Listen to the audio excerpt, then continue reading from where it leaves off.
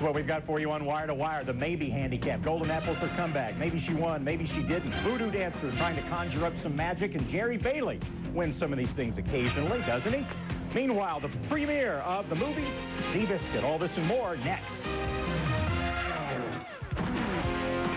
Long John Silver's Wire to Wire, presented by Citgo.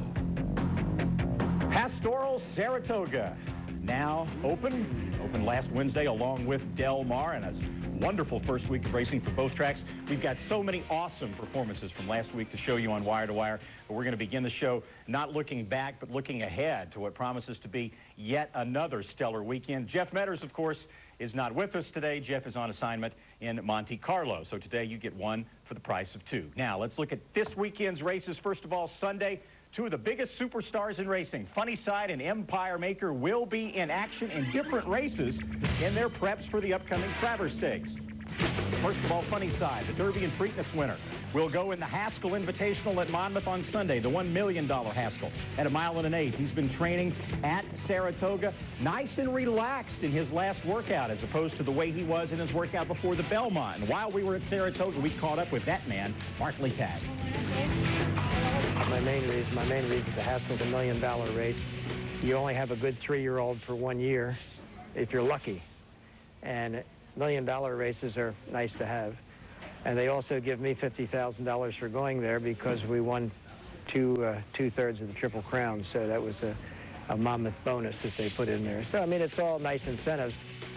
The once beaten Sky Mesa had his choice, as the others did, of the Jim Dandy and the Haskell, and trainer John Ward has elected to run Sky Mesa against Peace Rules in the Haskell. Why? It's a grade 1. That's probably primary. It's a faster racing surface to be on. On his second start, coming off a big race, I don't want him to get extremely tired, which he might do on the Jim Dandy if he's got to encounter a head-to-head battle like Empire Maker. So I think we can probably benefit greatly being on that faster racetrack. We only get 20 days rest, so I don't want to put him over the top. If Funny Cide is a step slow and a step off, then we ought to be able to be right there. Peace Rules sets up a good pace for us, so we don't have to be. We can sit there and be in a stalking position. And speaking of Peace Rules, there he is at Bobby Frankel's loaded barn at Saratoga. Peace Rules hasn't run since he was trounced by Funny Cide in the Preakness. Of course, Peace Rules third in the Kentucky Derby. And then there's Wild and Wicked, undefeated, 3 for 3, coming off that Ohio Derby win for trainer Ken McPeak, and he has had some sensational workouts since then. It promises to be a lot of fun, and the Haskell Invitational also expected to run Excessive Pleasure, Cool Humor, and Max Forever. Meanwhile, the same day over at Saratoga, Funny Cide's arch rival Empire Maker, who spoiled his Triple Crown bid in the Belmont Stakes, will be back in action in the Jim Dandy, a $500,000 purse in the Jim Dandy, the same distance, 1 1/8 miles. Empire Maker has not started since the Belmont. Others expected to compete against Empire Maker. Congrats, trained by Shug McGahee. He's a 2-time allowance winner, making his first start in Stakes Company, a son of A.P. Indy. And Nachismo from the barn of trainer Jimmy Bond. He looks nice and relaxed here, but wait until he gets a look at Empire Maker in the starting gate. And here is the Jim Dandy probable field. Bob Baffert expected to send During from California for that race. Todd Fletcher's Strong Hope coming off that big win, and a couple of possibles, St. Liam and Christine's Outlaw. And of course, we will be there, Jeff Metters and I, at Monmouth on the Jersey Shore for the Haskell Invitational Sunday at 5 Eastern. Live coverage of the Jim Dandy on the same telecast. So what a doubleheader. One day, both Funny Cide and Empire Maker in different races. But that's not all we've got to bring you this weekend. This is on Sunday. On Saturday, we'll bring you the Whitney Handicap and this horse. Bobby Frankel trained Medaglia d'Oro. He's had 2 starts this year. He won the Strood, he won the Oaklawn Handicap. He hurt his foot in the stall and hasn't run since. And he'll be matched up against last year's Breeders' Cup Classic winner Ball Pony, seen there chasing Mineshaft home in the Suburban. A short but sweet field expected for the Whitney Handicap. Proud Citizen and Starland. Also probable starters, a few other possibles, including Harlan's Holiday. And we will bring you the Whitney live on Saturday. Kitty Mayne and I will be at Saratoga, and that race also, that telecast also will begin at 5 p.m. Eastern on the road to the World Thoroughbred Championships, powered by Dodge. On our Citgo timeline, we've got a lot of action still to come, including some international racing. And what a performance in the King George. Lots more to come. Stay with us.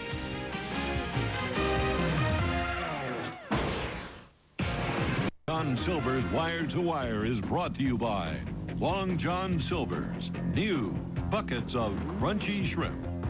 Citgo, we know you. Visa, it's everywhere you want to be. The Florida Department of Agriculture. It's never too early to start talking Breeders' Cup. And this past weekend, the first of 3 betting periods, as they call it, for the Breeders' Cup Future Bet in the Classic powered by Dodge. Empire Maker, the previously aforementioned Empire Maker, at 7-2 over Mineshaft, Medallion Oro, and Funnyside. The field also in there somewhere.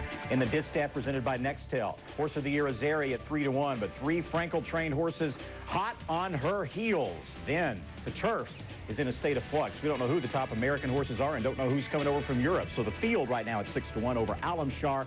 More on him later. The field also the favorite in the sprint over a couple of horses with strong recent performances, Bostown and Shake You Down. And speaking of strong recent performances, again, as I mentioned earlier, so many big efforts this past weekend. And we'll start off our first of 2 final furlongs looking at the grass and taking you to Del Mar, right next to the beach. Boy, we can't wait to get there. Sunday's Eddie Reed Handicap. The males going 1 1/8 on the turf. Redditori coming back from bruised foot, the 6-5 favorite over the front runners, Special Ring, and the Bobby Frankel trained DeCarchi. Let's go to Trevor. Special Ring sprinting away, opens up 3. Irish Warrior, DeCarchi, Redditori all chasing him. But this afternoon, this one belongs to Special Ring. Special Ring and David Flores on their own in the Eddie Reed. Course record performance, 145.87 for Special Ring, a buyer of 110, and a hand ride by David Flores. The 6-year-old gelding owned by Prestonwood Farm already has Del Mar's course record at 1 mile. DeCarchi edges Irish Warrior for second. Special Ring sidelined last year for almost 10 months with a leg injury, but he lost none of his speed. Special Ring is trained by Julio Canani. Now we take you to Saratoga for a Friday race at the same distance, the Bernard Baruch, in which the slight favorite was a horse named, ironically, Del Mar Show. Del Mar Show, Rover coming on late. In the meantime, Trademark opens up, and Trademark pours it on through the stretch to win going away. Trademark to win the Baruch by 5. 6-year-old Special Ring won the Eddie Reed by 5 lengths. 7-year-old Trademark won the Bernard Baruch by 4 3/4. Both of them got 110 buyers. Trademark ridden by Richie Migliori in only his 2nd start in this country. And he is a South African bred, like the mare Ipitambe, owned not by Godolphin, but by Sheikh Mohammed, trained by Kieran McLaughlin. Saturday, Arlington Million Preview Day, the Arlington Handicap, the same 1 1/4 distance as the August 16th Million. There's the big favorite, Honor and War, in front. Better Talk Now comes flying, but Honor and War holds on to win under David Flores, also the rider of Special Ring. The buyer only 100, but he did race 3 wide on the first turn, 4 wide on the second turn, owned by Will Walford, former NFL player. And 2 races earlier, the fillies prepped for the Beverly D. In this race, the Modesty Handicap. And New York shipper Owsley got the job done, the 6-5 favorite who edged away from 8-5 second choice Bien Nicole. She won it by a length under Arlington's leading rider, Renee Douglas. Owsley owned by Arthur Hancock, trained by Randy Schulhofer. And what an incredible race the Beverly D is shaping up to be. In international racing, we're talking about yet another big race. The King George VI and Queen Elizabeth Diamond Stakes Saturday. Perhaps the deepest field of horses run in the world anywhere this year. Look at this performance. Alamshar leads by 4 lengths. In second place now, Suleimani. Falbrough can't go on. Paul and Eric running on with Chris Bimber. They're well inside the closing stages. And Alamshar is going to run out. A brilliant winner of the King George, racing up towards the line. Alamshar wins the King George VI and Queen Elizabeth Diamond Stakes. He not only defeated the strongest field in the world so far this year, Alamshar trounced them by 3.5 lengths under John Murda. Suleimani second, Chris Ken third, Falbrough, Naef, Grandira all back in the pack. Alamshar, though, is not a Breeders' Cup nominee. It would cost him $400,000 to supplement to the turf. Now we segue to not the distance runners, but just the opposite, the speed runners, as we take a look at our speed division. And we will take you first to Los Alamitos for a big race. The Ed Burke Memorial Futurity, and Hawkish, the son of Dash Through Traffic, was the 3-5 favorite in this race. And once you see it, it's pretty easy to figure out why. And away they go in the Ed Burke Memorial Futurity. Now perfect start for Hawkish, and he's full around once again. Also Susie Dennell on the inside is also right there with Ocean Cartel and Pencil Me In, but Hawkish, he's 2/3 of a way to winning the Los Alamitos bonus here as he's going to destroy the field in the Ed Burke Memorial Futurity under a stranglehold, 2 lengths in front. Hawkish set the track record in the kindergarten futurity, and the Ed Burke, he was just 2/100ths of a second off at 350 yards. And 2/3 of the way to that triple, as Ed Burgart mentioned, that's called the Los Alamitos Bonanza, the Triple Crown for 2-year-olds out there. A $1 million bonus to the winner. The next race to December 12th, Los Alamitos Million. Sam Houston had a big night Friday. The Texas Summer Showdown. This is the John Deere Texas Challenge at 870 yards. As they wheel off the turn and come to the top of the stretch, 6 of them right across the racetrack now. This is anybody's race. Wasting No Cash, Ferris Bueller past the 8th pole. Ferris Bueller and Wasting No Cash are the 2 that will decide this. Now closing down the outside is Special D Dash, trying to throw a spanner in the works here. Special D Dash and John Hamilton get up and win it by a half length. I guess it was Ferris Bueller's day off. Special D Dash caught him at the wire, dealing with that far outside post position, and he did race wide, but he prevailed anyway as the 4-to-1 fourth choice in the wagering. He's owned by a couple from Macon, Georgia. He's an Alabama bred. This horse is a Southerner. He's trained by Danny Eldridge. And another hook race, I love to say that, 870 yards, the AQHA Distance Challenge Trial from Remington Friday. Classy shot glass on the outside, now moving over and vying for the lead now as they bend around the turn. It's a break of 2 to Donna's Mr. Big Stuff back there racing in 3rd, and 4 more now to the trailer. That is My Sign. They come to the top of the lane, and on the inside it's Hook 'em Up Bully, right to the outside Classy Shot Glass. Those 2 are in a race by themselves now as they're 5 lengths clear of Donna's Mr. Big Stuff, and then about 4 more back to My Sign as the field straightens away and they come for home. On the inside, still Hook 'em Up Bully. To the outside, Classy Shot Glass. They're only heads apart, and they have been since the early strides out of the gate. And on the outside is Classy Shot Glass sticking his head in front. Here comes the wire. Looks like Classy Shot Glass got it. Did you see that? Classy Shot Glass won that race by a neck, and jockey Larry Payne never moved. The finals for the John Deere Oklahoma Distance Challenge are on August 10th, and Classy Shot Glass was the fastest qualifier. For more information on American Quarter Horse Racing, as always, you can dial 1-800-414-RIDE. We're only halfway through. We've got some more Seabiscuit to talk about coming up next on Wire to Wire.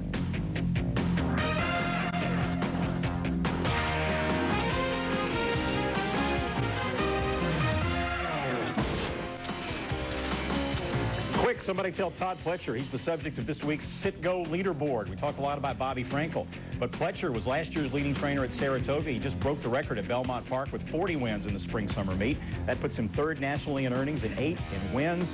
At Saratoga already, the first 5 days of the meet, Pletcher has 7 winners. That's through Monday. It includes stakes winners on Wednesday and Thursday, and it includes a win with our first Baby Talk subject of the year. This is Value Plus, the son of Unbridled Song, who won this maiden race Saturday at Saratoga by 8 3/4 lengths. He is a $1 million purchase, a little over $1 million, by owners Aaron and Marie Jones of Oregon. 6.5 furlongs in 1:16.4. He was the 1-2 favorite. He was billed as a runner, and boy, he was. We'll be hearing a lot in the weeks and months to come about Value Plus.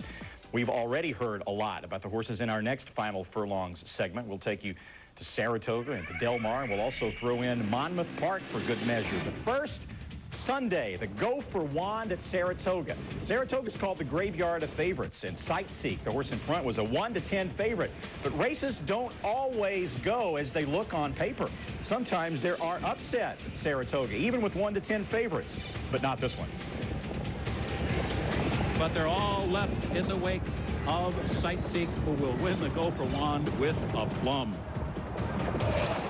With dazzling ease, Sightseek has won by 10 lengths.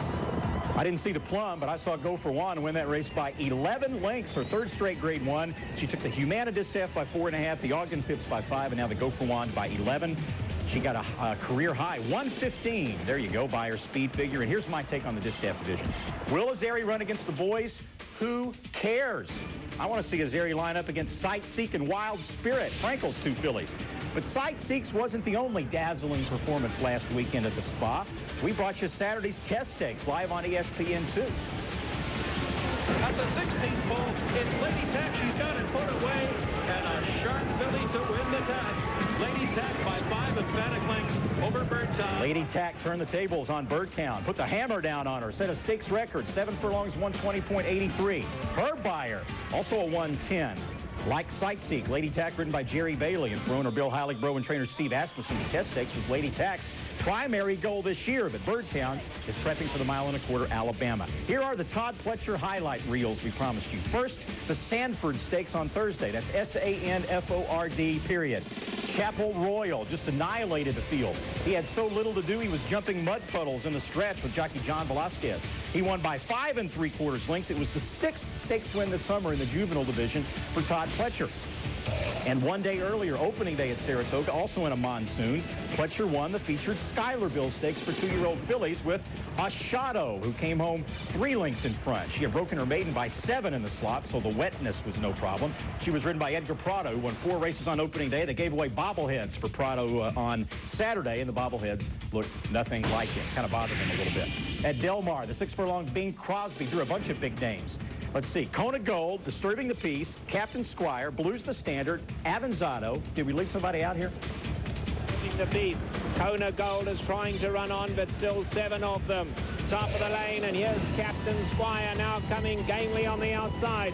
Bowstown digs deep, finds more though. Captain Squire tries to get onto him, but Bowstown is all heart on the lead. In fact, he's widening and he's in full flight for the wire too. What an impressive run today from Bowstown. Bowstown and Pat Valenzuela win the Bing Crosby.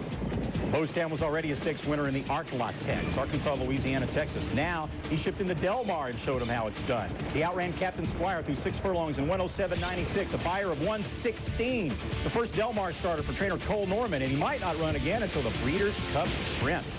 Finally at Monmouth, the Salvador Mile. In front is Feinmeister at 14-1, the second longest shot on the board. Chasing him, Jersey Giant. But Feinmeister, ridden by Jose Velez Jr., is holding on gamely. And Feinmeister won the Salvador Mile by 3/4 of a length. They were going to run him in an allowance race. It didn't fill. They ran him instead in the Salvador Mile. He wins and pays $30.20. Don't think we've ever mentioned anything about this so far, but it's time. The movie Seabiscuit actually opened to the general audience around the country on Friday at theaters near you.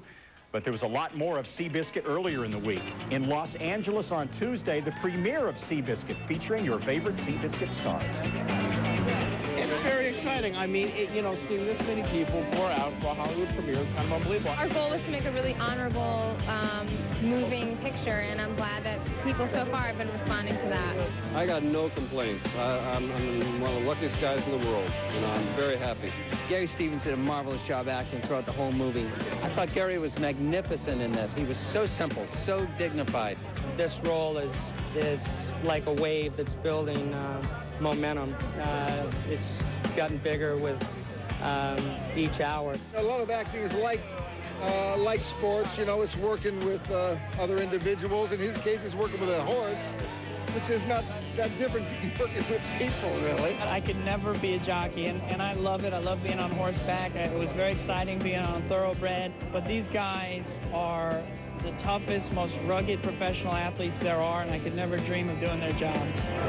So Seabiscuit was an honorable moving picture. Is that all she could come up with? She could have said it was better than a new bucket of crunchy shrimp.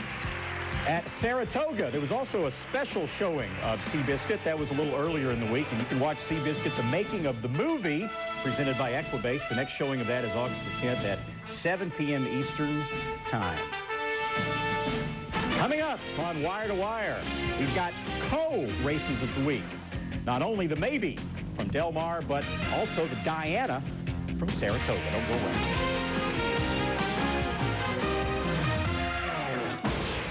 This ESPN2 presentation of Long John Silver's Wire to Wire is brought to you by Long John Silver's new buckets of crunchy shrimp. Citgo, we know you. The American Quarter Horse Association, let freedom ride. NTRA.com. For official Seabiscuit merchandise, log on to NTRA.com. Equibase.com, your official online source for racing information, from entries to results and everything in between. Equibase.com is a service of Equibase Company, the thoroughbred industry's official database. Jeff Metter just called in to say he's not in Monte Carlo. He's in McAlester, Oklahoma. But he'll be back for next week's Wire to Wire, which we promise will be an honorable moving show. And so were the twin races of the week. We had a tough time distinguishing which was more important, the John Maybe from Del Mar or the Diana from Saratoga, so we decided to bring them both to you. The Maybe at 1 1/8, for fillies and mares, as was the Diana. In the maybe, Golden Apples, last year's champion. In the green, out there 3 wide, making her first start of the year. Bobby Frankel had 2 horses, Megahertz and Tate's Creek. What a race it was. Let's pick it up with Trevor Denman. Top of the lane, and Tate's Creek is the one to beat. Tate's Creek goes for home. Golden Apples on the grandstand side. Dublino, Bose de Collegia ran a big one. Megahertz on the grandstand side. Any one of the 5. Tate's Creek is the leader. Here's Megahertz like a rocket on the grandstand side. Megahertz bursting out of the pack. A driving finish. Megahertz wins the bond, maybe. Even though they went the first half in 50 and 1/5 seconds, Megahertz rallied from 5th and last in the field under Alex Solis to get up and win by a half length at 8-1 odds ahead of Frankel's even money favorite Tate's Creek. And how's this for a racing oddity? A triple dead heat for 3rd between Tate's Creek, Dublino, and Golden Apples. It's kind of weird to think that if Megahertz had somehow stumbled or not run her race, there would have been a triple dead heat for win. Tate's Creek is always game on the front end. But how about Golden Apples? This is the first start of the year again. She raced wide around both turns, or at least outside of the other horses, 3 wide and 3 wide, and yet she was only beat half length for it all. Arguably, Golden Apples ran better than any of the other horses in that field, ridden by Gary Stevens. And there they are, hitting the wire. The horses right behind Megahertz finishing in a line in a triple dead heat for 2nd place. At Saratoga, another race in the filly and mare turf division, the Diana, 1 mile and 1/8 on the grass. You had Voodoo Dancer, who was the favorite, trained by Christophe Clement. You had another Frankel horse in Juddmonte Farm in Heat Hayes, who's racing on the outside there. And this was an equally dramatic finish. Let's go to Tom Durkin for this one. Voodoo Dancer swings into action. She's fanned 5 wide as the field turns for home. Wonder again powers up short lead. Risk Averse comes bursting on through. Heat Hayes is right there. Voodoo Dancer on the outside. 5 stacked across the track. 1 furlong to go. Voodoo Dancer and Heat Hayes nip and tuck between those 2. Voodoo Dancer short lead. Heat Hayes fights on. They're coming down to the line. Those 2 sprinting under the wire. Voodoo Dancer wins it by a nose. Last year, Voodoo Dancer was nosed out in this race by Tate's Creek, owned by Juddmonte Farm, trained by Bobby Frankel, and ridden by Jerry Bailey. Voodoo Dancer got her revenge, defeating the Juddmonte, Frankel, Bailey combination in Heat Hayes in a photo. Pertuisan, another Frankel horse, had some traffic trouble and closed nicely to finish 3rd. Voodoo Dancer, along with all these other horses we've shown you now in the Maybe and also in the Diana, expected to match up in the Beverly D at Arlington. What a race that would be. Look at the start. Snow Dance expected to set the pace, but she reared early and took herself completely out of the running. Maybe she'll show up in the Beverly D as well. And Voodoo Dancer rallies to get the job done. Clement, her trainer, almost put her on a plane to Del Mar because he was worried with all the rain at Saratoga the course would be too soft. He changed his mind. He fretted about it. Did he make the right decision or not? Corey Nakatani wasn't sure. But Voodoo Dancer got the job done, vindicating the decision by Clement to leave Voodoo Dancer at Saratoga. And what a race it was. That's all for this week's edition of Wire to Wire. We've got a lot to talk about next week. Jeff will be back. Thanks for watching. This has been a presentation of ESPN, the worldwide leader in sports. For more, log on to ESPN.com.